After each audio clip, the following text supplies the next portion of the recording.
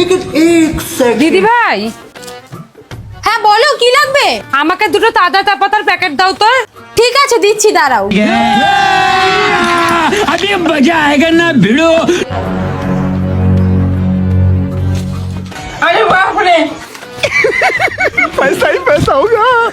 चलो भाई देखो अब मैं क्या करता हूँ। এ নাও। বলছি দিদি ভাই, তোমার দোকানে তো সেরকম লোকজন আসে না, বেচা কেনা হয় না, তাহলে সারাদিন তোমার কত টাকা ইনকাম হয়?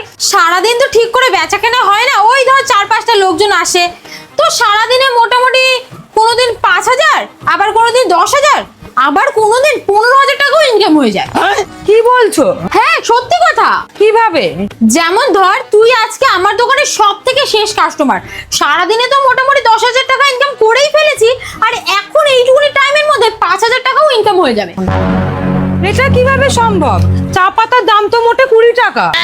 যেমন ধর আমি এখানটায় 200 টাকার নোটটা রেখেছিলাম, আর এই দেখ এখানে আমার ফোনটা আছে, আর ফোনের ক্যামেরাটা অন ছিল, সম্পূর্ণ জিনিস ভিডিও হয়ে গেছে, আর তুই যে এই 200 টাকাটা নিয়েছিস এর সম্পূর্ণ প্রমাণ এখানটায় রয়েছে।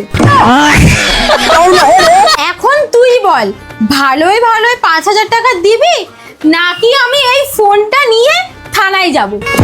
না না দিদি ভাই, তুমি ভিডিও ডিলিট করো, আমি এখনো বাড়ির থেকে গিয়ে টাকা নিয়ে আসছি।